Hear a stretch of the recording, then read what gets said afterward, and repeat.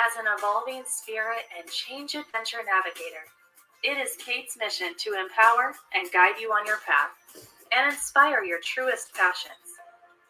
She will encourage you to share your gifts, speak your truth, and ignite your inner wisdom and purpose. She hopes to do so with a little humor and grace, and her own soulfire passion. Kate talks with amazing guests who have embraced the pursuit and are fanning the flames of their own passion, purpose, and soulfire wisdom. Now here's your host, Kate. Good morning. Welcome to Soulfire Wisdom and our 7th episode or show of the Joy, Resilience, Connection, 3 days to start a joyfulness practice that fuels resilience. So we had a little problem getting on this morning. I had actually a scam attack on my computer that it took me a little while to get out of it and figure out that it was a scam.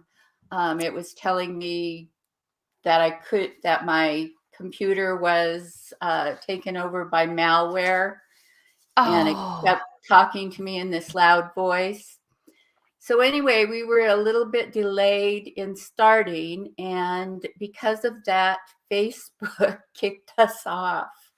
So if you are on Facebook, I guess you're probably not seeing this, but we are still on LinkedIn and YouTube. So I'll post it later to the Facebook group. So today's episode is attract, envision, and manifest your best life. And my guest is Victoria Marie Gallagher. And she's a leader in hypnotherapy, a best-selling author, international speaker, life success coach, and a renowned authority on the law of attraction. She's dedicated to empowering people all over the world to successfully live a life of liberty aligned with their dreams through her effective meditative recordings and online courses. And she also does a podcast, The Power of Your Mind. And she exudes her passion for inspiring her listeners with great guests in the areas of self-development, mindset, discipline, habits, entrepreneurship, wealth, and relationships. So I'm just going to introduce her now. Hi, Victoria. Hi, Kate. It's so good to see you. And sorry to hear about your crazy experience this morning with the scam. That it's unfortunate, but I'm glad to see you here and you got it all sorted out. And I just want to really congratulate you on the launch of your new book. Simple Soul Thoughts is your journal, and then Living in Joyful Resilience. Yes, one's the journal and one's the book. The Living in Joyful Resilience, a roadmap for navigating life's ups and downs, is a book, and then the journal is a Simple Soul Thoughts, collecting moments of joy. So amazing. The book is the yellow one, and the journal is the purple one. Awesome. Oh, very cool. I love it. Okay. And people can get that starting today for like 99 cents on Amazon. So whoever's watching actually, it's ending today at 99 cents. It was actually supposed to end tomorrow, but I extended it for one day. So the 99 cents will end at the end of today. But the paperback is posted today. I've had some people who just didn't want the digital format and were waiting for the paperback. So I'll let you know. I heard that it did get posted and will get distributed to other sites later today. So Awesome. Awesome. Well, congratulations on that, because it takes a lot to to write a book, and I just bought it now with one click while we're live. So oh, great. I Thank wanted to you. do that. Yeah. So yeah, it takes actually, yeah, I got both of them, journal, and I got the book. So there's one more for you. And I'll be sure to leave you a good review as well. I appreciate that. You already didn't you already do one of the cover reviews, I think, or maybe not. Maybe not. It doesn't sound familiar right off the top of my head, No, but okay. No, you did you have a gift for the launch. That's it. I do. I do. Yeah, it's actually my journal. It's actually a planner. It's kind of a Yes. combination. It's a planner, actually 2 years late. I have always wanted to do this, and Well, as long as it doesn't say 2020. exactly. Maybe it was a good thing that it that I waited this long to launch the planner. But yeah, the planner is my free gift, for all of your listeners today. Yeah, I think maybe it is because, for the last couple years, I think everybody has been in they couldn't plan anything because, we just were in such I don't know what's going to happen Yeah, state. it's really interesting, because like this morning, I was writing in my journal. I have a manifesting challenge that's going on, and I'm actually taking it right along with my students. Like as a student. And so this morning it was about writing about your dream life and what you would be doing. And one of the things that I've done in the past, I've done a lot of, but I want to do a lot more of, is traveling. And where would you go? And it's like, it was kind of a weird, because it's now become a little bit of an unfamiliar territory in my brain. It used to be so much easier, but now there's like this block about it, because like there's certain places you just can't go. Yeah. I mean, logistically you just can't go. And so it's interesting, because it's like I'm not used to having the outside, obstacles. Like I'm used to having complete control over, my whole life, what I do, where I go, when I go, how I go, who I go with, all of those things. So that is, it's kind of interesting, but I think it's going to start, you know, loosening up a little bit. Hopefully. I'm not liking this. We're probably going to have to do this for the rest of our life, sort of things that I've been hearing. But I guess if that's the way it is, we'll have to adapt. We're adaptable creatures, and we'll figure it out. There's been changes. We used to be able to meet our guests at the at the gate, and we kind of got used to not being able to do that. Uh, and carrying our little no more than 3-ounce bottles of liquid. Yeah. So, I don't know. We'll figure it out. Yeah, I think I did that at the airport. It's been a while now, but I forgot that I had a water bottle in my purse, and I have the TSA pre-check, and so they caught that water bottle in my purse, and so then they had to check through everything. Like, I was trying to smuggle that water in, so I was suspicious. Oh, shame on you. Shame on you. Yeah.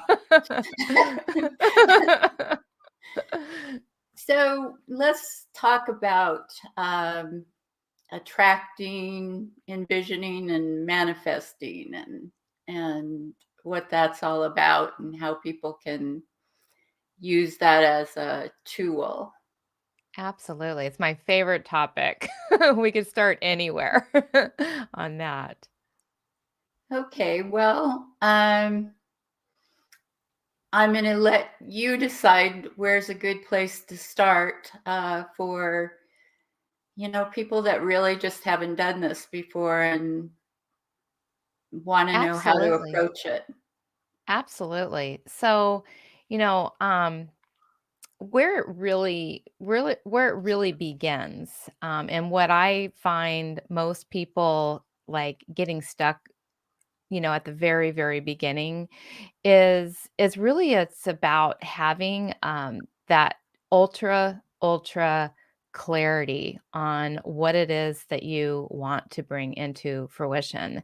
I think a lot of people, they want a lot of things in a very vague way. I want a dream life, I want a dream car, I want a dream soulmate, I want a lot of money, and they say things, or they say things in a very vague way, but they don't really put a lot of, how do you define that?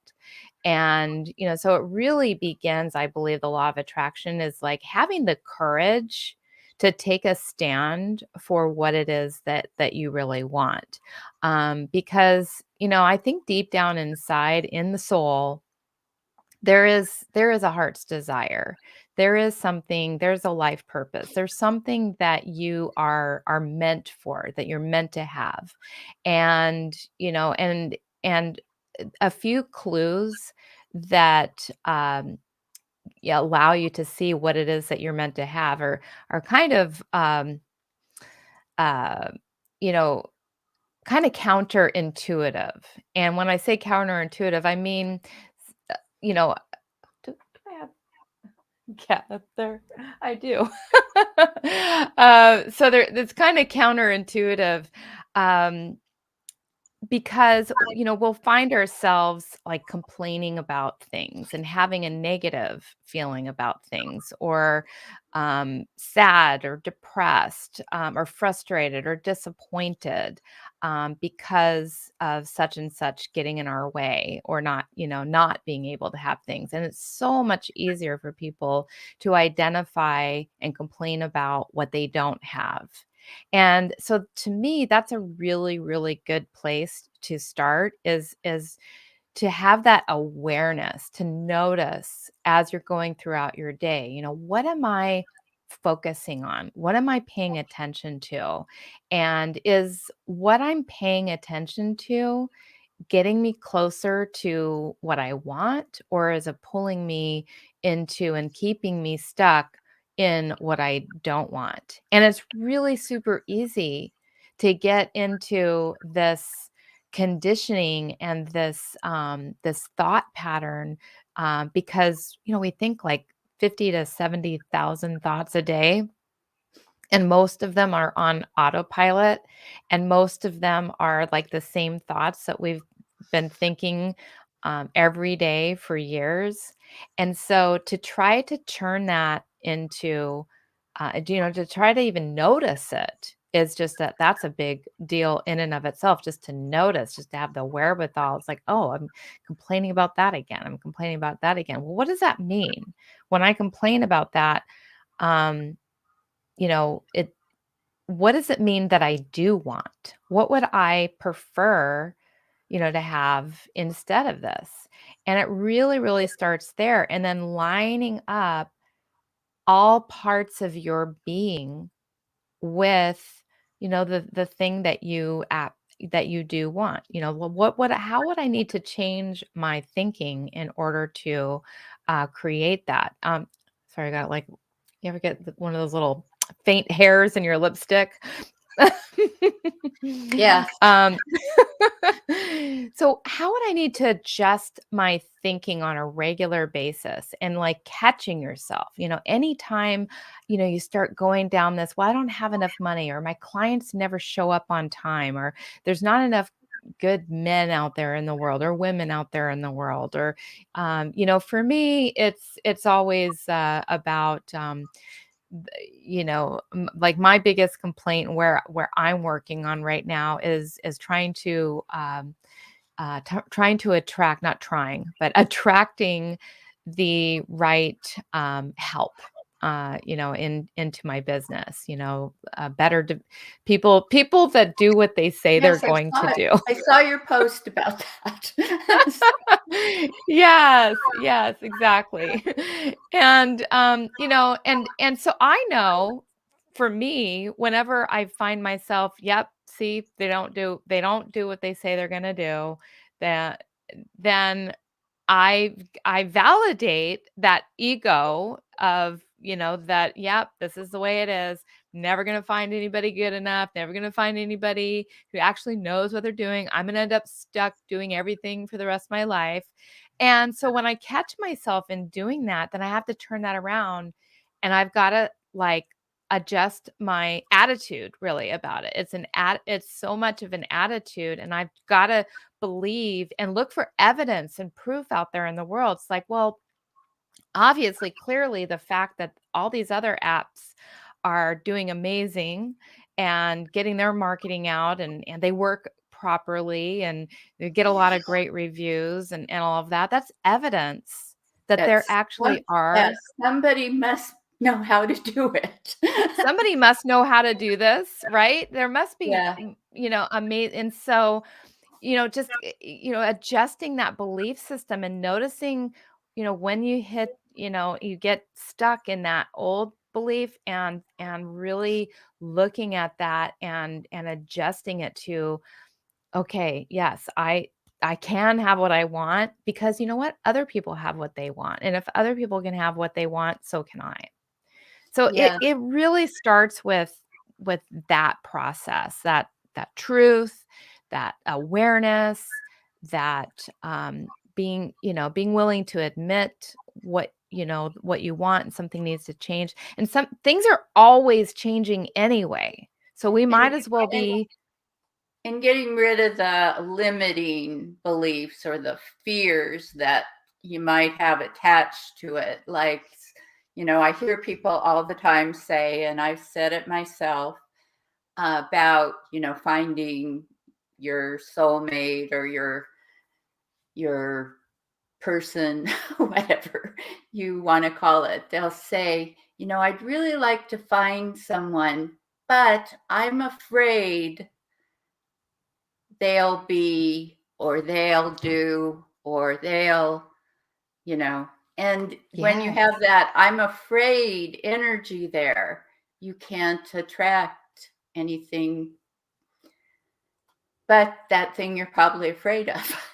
So, Well, it's so true. And it's due to the fact that we have this part of our mind, our reticular activating system, that really, it's there to filter out all the stuff that's going on all around us, that we don't really have time to pay attention to everything. Otherwise, we'd go crazy. And so it's a real good little like filter that just filters out everything that's always, coming at you. And but the only way that it knows how to filter all of that stuff is based on what you focus on and what's in your belief system.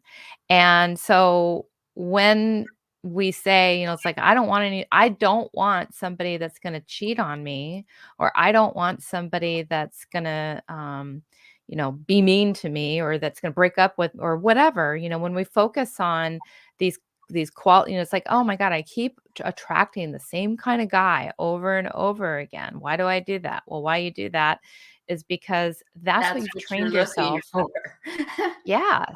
And it's not intentional. Most people don't know this. We're not taught this stuff in school. This is like, you have to kind of be on some sort of journey of personal development and awareness before you're ever even gonna like know about most of these things. You got to be taught how, I mean, we didn't get a user manual for the brain. We didn't get a user manual for the heart. We didn't get a user manual for the body. We didn't get any of these user Well, manuals. Unintentionally, our parents kind of train us into that, you know, look out for the things that, that might be harmful to you sort of mindset, It's because true. they are trying to protect you, but not realizing that, as far as attracting and finding your way in the world, um, having that cautious and fearful mindset is And not, yeah, is not and the not only is your and it is unintentional. I mean, your parents don't have this, you know, um, they didn't come with a user manual either. And so they're doing their best. But just like our parents are looking out for us and trying to protect us, and it's all coming from a positive intention. Um, it's the same thing with our limiting beliefs that get stuck in our subconscious mind, because our subconscious mind's sole job is to protect us. I mean, it's the sole, and so anything that we're not acting on that we know we should do, and there's always some kind of like a positive benefit. There's like a positive intention that you're getting out of that. If you're not taking action on starting your business, well, there's a perfectly good reason, maybe why you don't believe that you can succeed in that, or you're holding on to beliefs that you can succeed in that. And it's because, I mean, at the root, you're afraid that you won't succeed, and you'll run out of money, and you end up starving to death. I mean, like poor and literally destitute, living on the street. living No. on the street, or embarrassing yourself, having, Yeah. there's all of these things that, our brains are constantly trying to prevent us from having to experience. But it's through these experiences that we learn, it's through taking risks, and it's through taking chances that we learn. And so, we have to learn how to identify what some of those beliefs are, and then, really challenge those beliefs. Like, is this really true? How likely is that really going to occur? Are there some legitimate logical ways that I can protect myself? Because, the subconscious mind's protecting you, but maybe it's protecting you, it's like overprotective, and it's doing it in a way that's hindering you rather than helping you. So, Yes, like in the example that I gave. Okay, if you're afraid to or reluctant to do the things you need to do to meet your soulmate because you're afraid you will meet somebody who will cheat on you. Okay, well, that's always possible. You could meet somebody who will cheat on you. There's never, ever a guarantee that that won't happen. But if you don't do the things that you need to do to meet people, you also won't meet somebody who might be, loyal and, a great partner. So, you have to decide if you're going to take that risk. And also, what if you did meet that person that might be a cheater? Can you look for red flags and maybe say, no, not this one? yes, exactly. And, I think that there's so many things that we can do to put ourselves out there and still protect ourselves at the same time. But we can protect ourselves in a way that, helps us rather than hinders us. And like you said, I mean, you can, learn about, what are the signs? What do I need to look out for?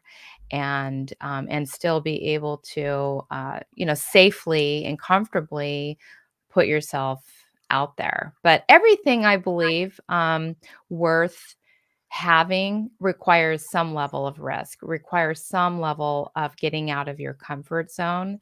Because if you really think about it, everything that we have right now is inside of our comfort zone. And everything that we want that we don't have is outside of our comfort zone. Otherwise we'd have it.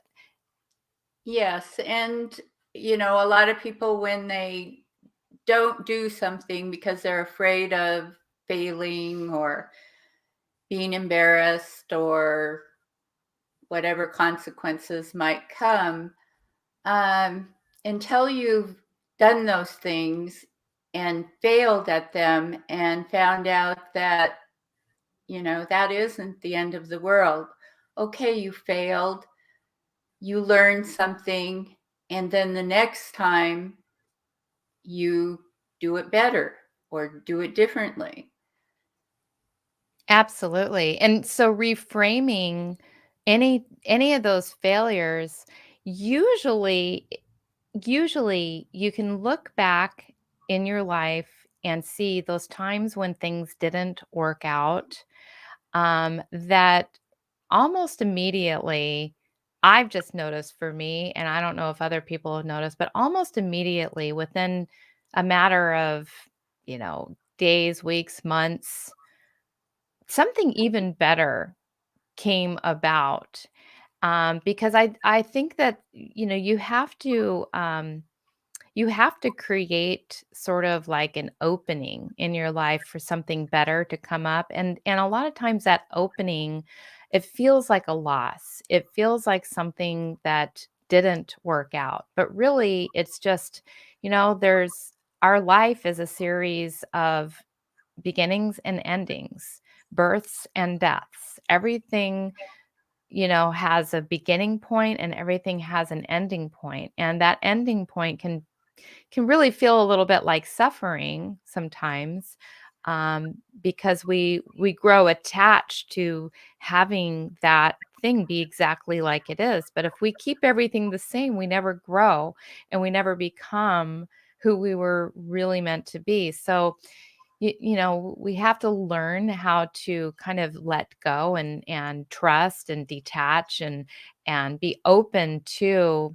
things coming to an end, because when things come to an end, it always means that when one door closes, another one opens, and that opening is usually something better, especially if we can work on our mindset enough and change our beliefs to allow for ourselves to believe that something better is coming. If we expect the best, then that generally is going to be the case. Yes, you have a little bit different philosophy than some of the other people that talk about the law of attraction and manifesting.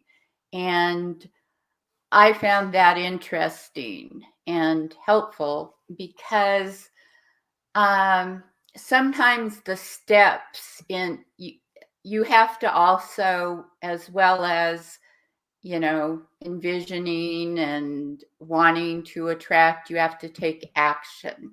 Oh, yeah. And sometimes the steps in taking that action can feel like, failure or maybe the opposite of what you wanted to attract. But sometimes they're necessary steps in getting you to that place that you want to go. Like I had a client who came out of a relationship that didn't work, and she was very unhappy about that. But she described to me the kind of relationship she wanted. And the idea that occurred to me right away was she needed the growth from that previous relationship and what she learned in it in order to be ready to meet that person she was describing. Oh my goodness, absolutely. It's so true. I had a relationship before my husband that didn't work out, and I tried and I tried and I tried and I tried so hard, to make this relationship work out. And so when, fast forward to the when my husband broke up with me, ultimately, I mean, I kind of broke up with him. He just told me that we were never going to get married, as long as, we stay together. And so I just said, okay, and we broke up. And the lesson was in that moment, rather than hanging on to him, I just needed to let him go. And as bad as I wanted that relationship to work out, and as much as I loved him, wanted to hang out with him, I just, I remembered, the lesson from the previous relationship, and that gave me such a gift, that gave me such an opportunity, because I hung on to that old relationship for like 4 years, and it hurt me, and I wasted so much of my life and so much of my time chasing after somebody that didn't want me. And so that was a gift, because it ultimately, I was able to like integrate that and have the wherewithal to say, no, I'm not hanging on to this one. And interestingly enough, within a few months, after completely not pretend letting him go, but actually really letting him go, and saying he's just not the one for me, and doing a lot of manifesting work in my mind to manifest my soulmate, my true soulmate, he came back. Yeah. And, so it's really interesting, because if we can learn from our last relationships, or learn from anything, learn in Yeah, our I think businesses. same in other areas as well.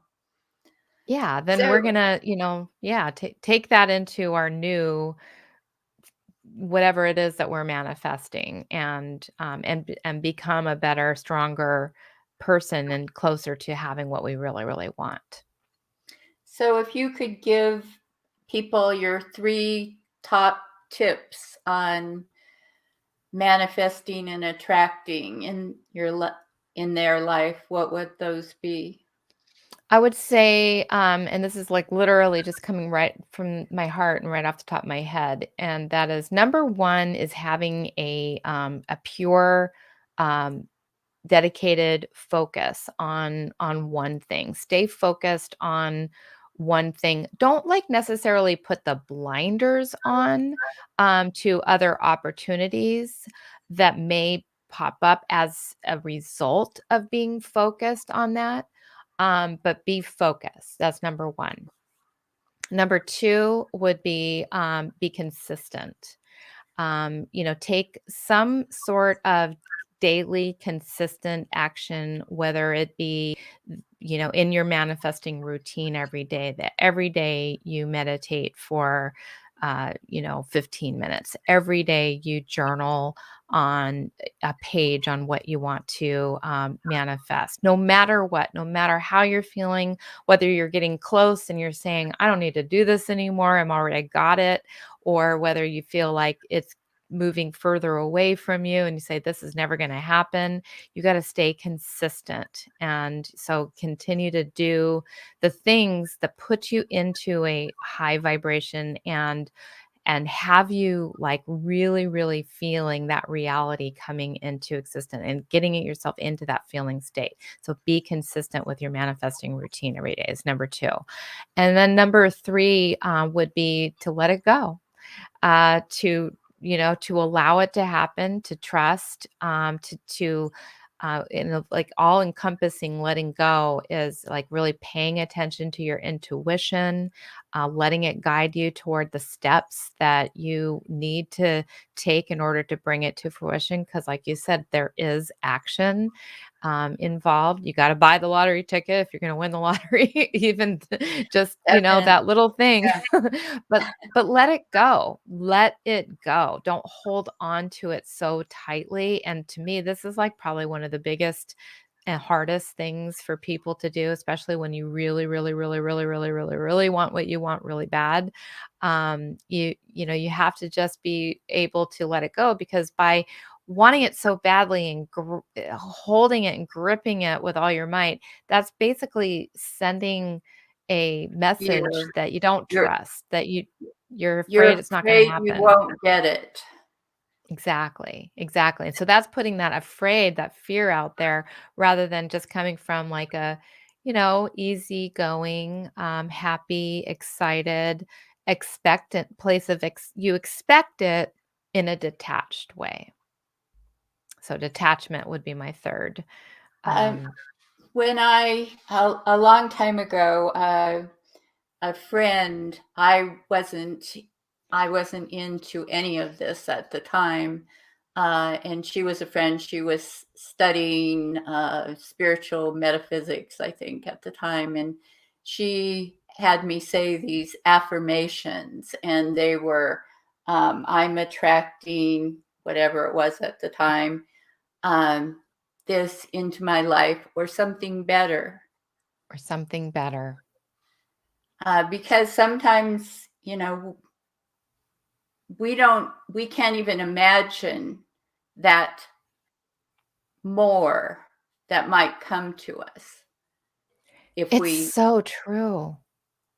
It's so true. Like I could not imagine because I had, I was really committed to wanting to buy um a certain priced home, a home priced in a certain amount. And and I was so stuck on that I wasn't like really even allowing myself to like look to see what else might be available until July 2020. Our landlord approached us and told us we had to be out by a certain date, by the end of our lease. And we were not thinking we were going to be, and I was really stubborn, really stuck on like, no, I'm not ready to, buy a house yet.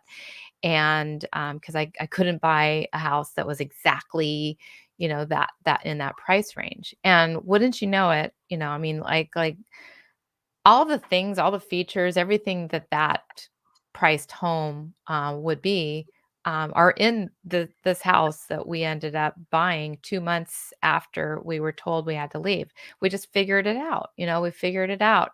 And well, this house is definitely, because real estate has gone up so much since then. This house is it's very much on a trajectory that it will be worth that amount. So, I got to buy it at a discount. Good. That's a good deal. So And I thank would have never imagined it would have happened that way. I thought I had to buy the house at full price, but I got to buy it at half price. So, good.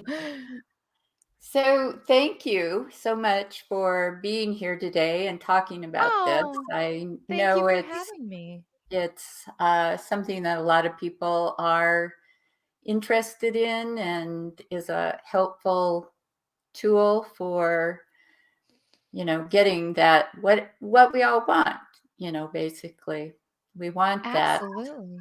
Um, Absolutely. It's a lifestyle, it's a belief system. It's really taking ownership over getting what you want ultimately. So, as we were talking earlier, Victoria, the gift for this episode is Practical Law of Attraction Weekly Manifesting Planner for 2022. And you can get that by going to the radio website, which is soulfireradio.com/gifts. And you sign up there. And then after the launch, you'll be able to go to the gifts link page and get that great planner Ooh, and I'm all so the other excited. Yeah, I'm gifts. so excited. It's a great tool, and so I'm really happy to be able to share that with your audience. And once again, I really want to wish you a lot of success with your great book and journal.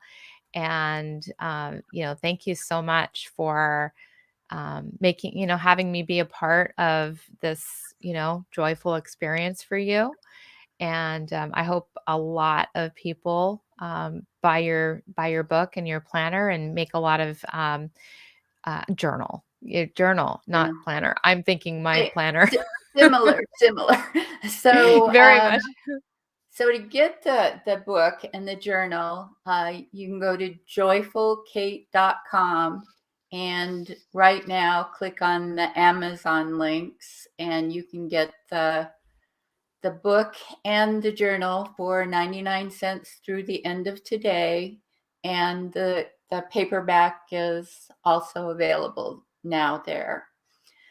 So I am just going to say bye for now. And the next episode is at 1:00 today. My guest will be Alex Montoya. And Alex is going to be telling his resilience story. So be sure to join us for that. Bye. Thank you, Victoria. Thank you so much, Kate. Have a wonderful day and good luck with the rest of this. Thank you for listening to Soul Fire Wisdom with Kate Olson. We hope you enjoyed the show. If we made you laugh, brightened your day, or sparked a new thought, we have succeeded in our mission. Join us next time when we'll share more secrets and truths and all the magic of transformation that is the journey to Soul Fire Wisdom. Always remember, be fierce in the pursuit of what sets your soul on fire.